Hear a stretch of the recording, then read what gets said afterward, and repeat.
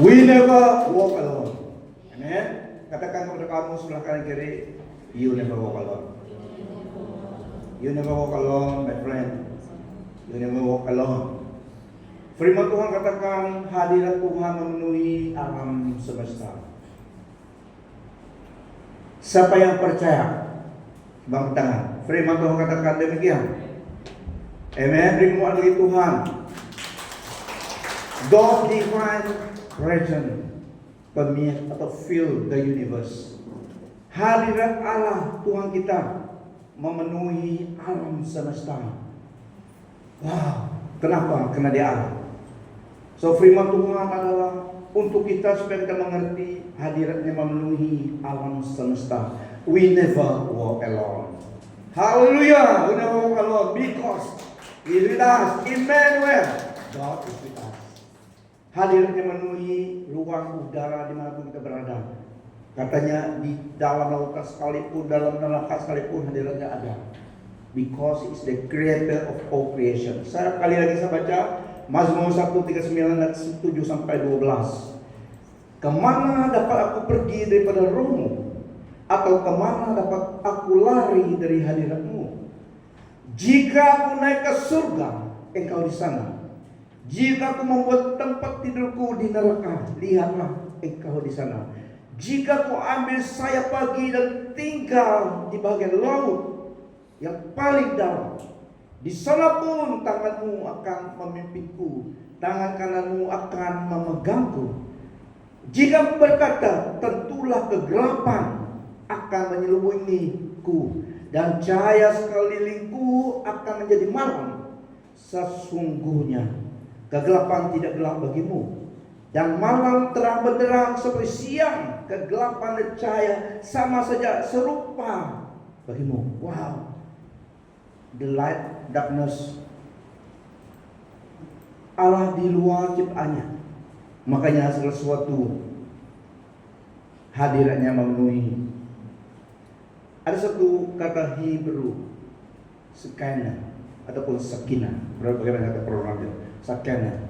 Maksudnya the dwelling, settling place of the presence of God, di mana hadirat Tuhan memenuhi. So second glory memenuhi, hadirat Tuhan memenuhi ruang udara. Sekana. Nah, saudara-saudari, the Lord God in heaven does not remain a God high above His creation, but He enters into the life of His creation. He comes in His Son, Jesus Christ, to dwell in our midst. We never walk alone. Amen. The omnipotent God, omnipresent, omniscient, Allah yang maha kuasa, maha hadir, maha tahu. This is our God, Yesus Kristus.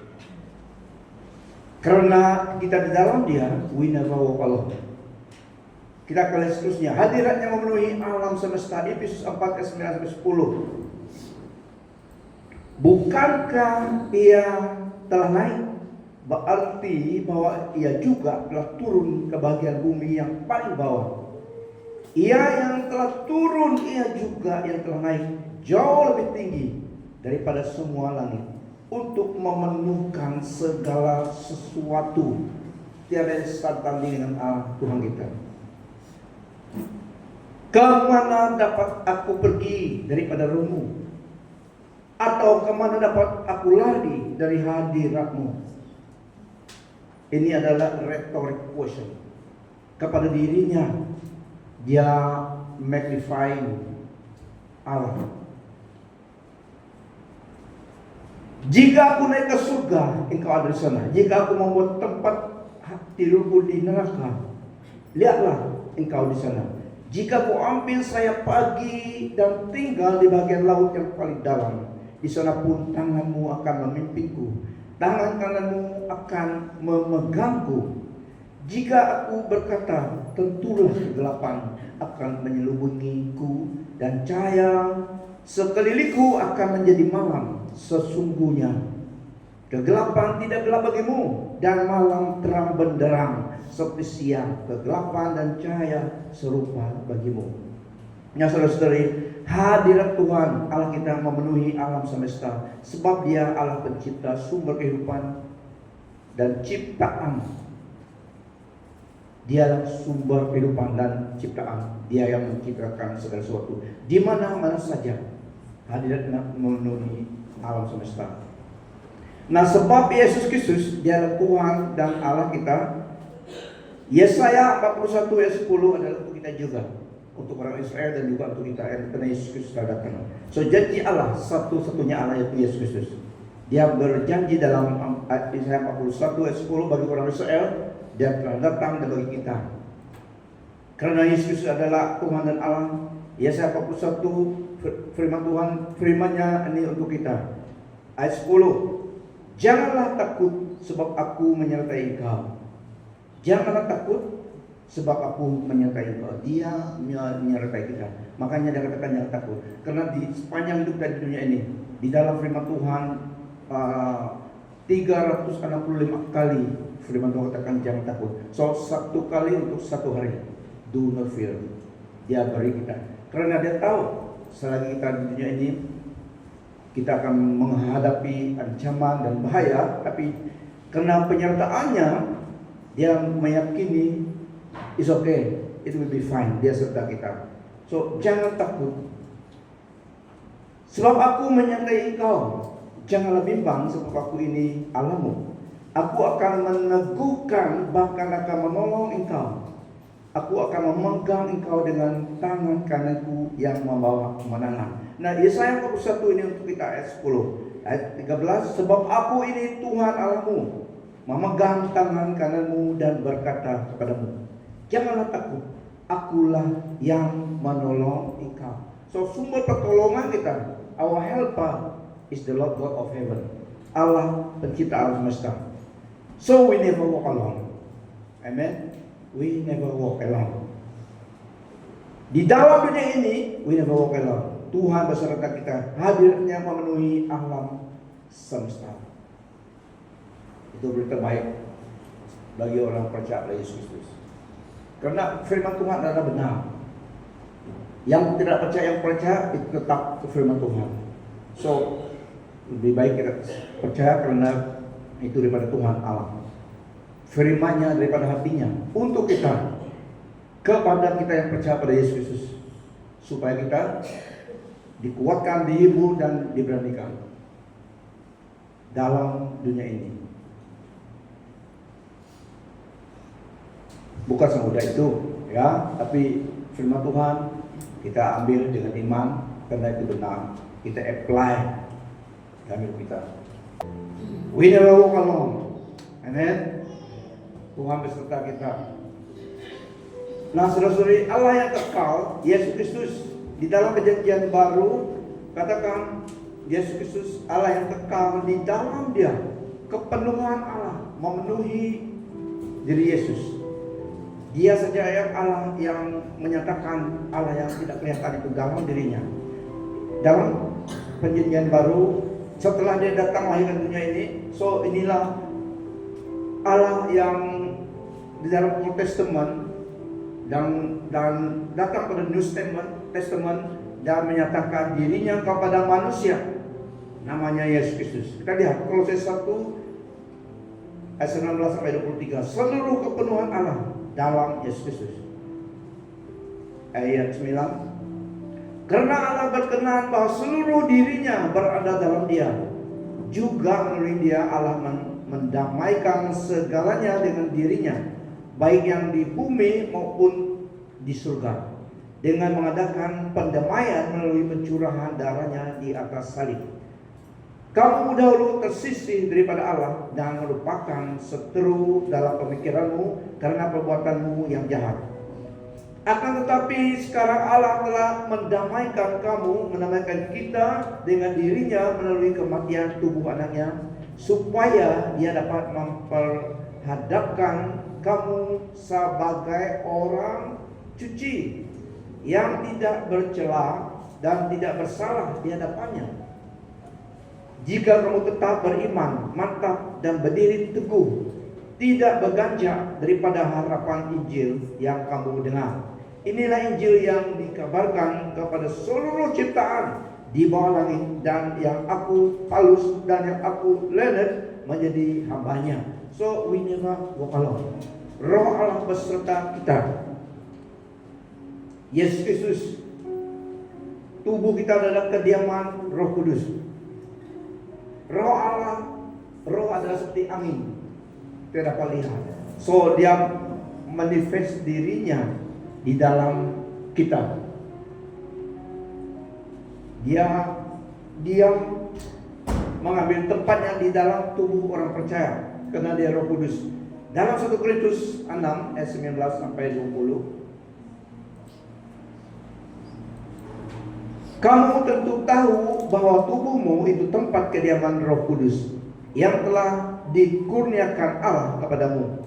Tubuhmu bukanlah milikmu, tetapi milik Allah. Allah telah membelimu dengan harga yang sudah dibayar sepenuhnya. Oleh itu gunakanlah tubuhmu untuk memuliakan Allah. So rupanya dalam firman Tuhan, we have to be conscious. Tubuh kita adalah tempat kediaman Roh Kudus. Roh seperti angin, dia masuk dalam tubuh kita orang percaya. Tempat kediamannya adalah tempat kita, tubuh kita. Dalam 1 Korintus 6 19-20, atau tidak tahukah kamu bahwa tubuhmu adalah bait Roh Kudus yang diam di dalam kamu, Roh Kudus yang kamu peroleh dari Allah, dan bahwa kamu bukan milik kamu sendiri, sebab kamu telah dibeli dan harganya telah lunas dibayar. Karena itu muliakanlah Allah dengan tubuhmu. Saya baca dalam Inggris, dalam GNB. Don't you know that your body is the temple of the Holy Spirit who lives in you and who was given to you by God? You do not belong to yourself, but to God. He bought you for a price. So use your bodies for God's glory. So tubuh kita adalah bait Roh Kudus. Dalam Amplified Bible, saya baca untuk kita di dalam 1 Korintus 6 ayat 19-20. Do you not know that your body is the temple, the very sanctuary of the Holy Spirit who lives within you, whom you have received as a gift from God? You are not your own. You were bought with a price, possessed with a preciousness, and paid for, made His own. So then honor God and bring glory to Him in your body. Nah, tubuh kita berarti juga karena Roh Allah, Roh Kudus, Roh Kristus tinggal di dalam tubuh kita. Kita tidak berjalan sendiri. Karena apa? Dia yang tinggal bersama kita. Di mana kita berada, dia tinggal bersama kita, dia berserta kita. Amen. So ini kebenaran firman Tuhan. Dalam 1 Yohanes 4:4 juga katakan, the greater one is in us. Roh Allah itu bersama dengan kita. Kamu berasal dari Allah, anak-anakku, dan kamu telah mengalahkan nabi-nabi palsu itu, sebab roh yang ada di dalam kamu lebih besar daripada roh yang ada di dalam dunia. Ada roh di dalam dunia, ada roh Allah. Roh jahat ada di dalam dunia. So mendiami tempat yang jahat. Tapi kita, tubuh kita didiami oleh Roh Kudus. Yang diami kita adalah Roh Allah sendiri. A portion, a measure of the Spirit of God diletakkan di dalam orang percaya, menandakan kita miliknya, dan juga rohnya itu beserta kita, menolong kita sebagai penolong kita. Tuhan Yesus berkata, I will never leave you alone. Roh Allah, Roh Kristus sama. Roh Kudus adalah Roh Kristus. Tuhan Yesus berjanji juga kepada orang percaya di dalam Injil Matius 28 ayat 20. Kepada disciplesnya pada masa itu dan juga kepada kita yang dia mau supaya menjadi saksi-saksinya di dunia ini. Dia berkata dalam Matius 28 ayat 20. Behold, I am with you always to the end of the age.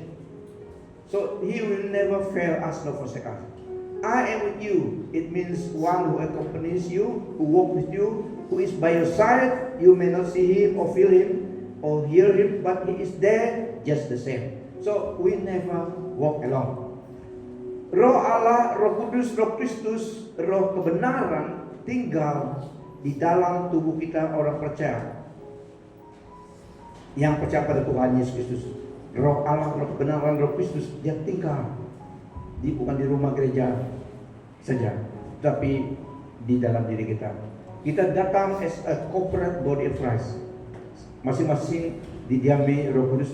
Waktu kita datang corporate sebagai tubuh Kristus, kita membawa hadirat Tuhan. Karena hadirat Tuhan memenuhi hati kita, orang percaya. Kita ditandai dengan rohnya tinggal dalam kita, itulah kita tidak berjalan sendiri.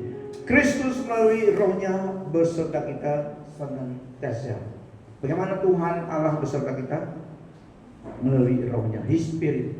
Dia dapat beserta setiap orang percaya. Karena dulu Tuhan Yesus dalam in person limited. Dia ada di Yerusalem, dia tidak dapat ada di Miri. Tetapi sekarang Roh Kudus, Roh Kristus itu diberikan kepada orang percaya.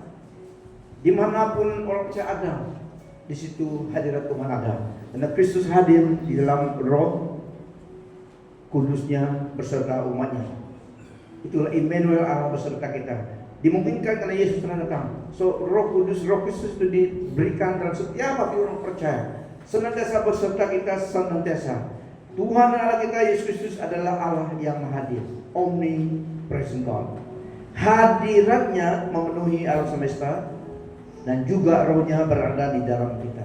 So as believers, sebagai orang percaya dalam Yesus Kristus, kita tidak berjalan sendiri.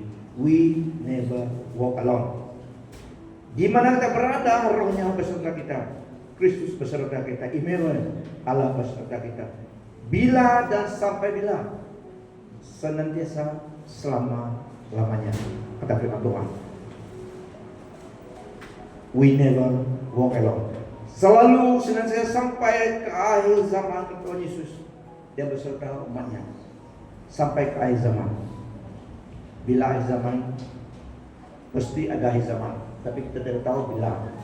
Yang kita nantikan, yang imminent return adalah the rapture of the church. So, saudara-saudari, we never walk alone. Amen. We never walk alone. Karena Kristus telah datang memberikan Roh Kudusnya mendiami diri kita. Kita belajarlah bagaimana how to be conscious of God present with us every day. Mari kita berdiri.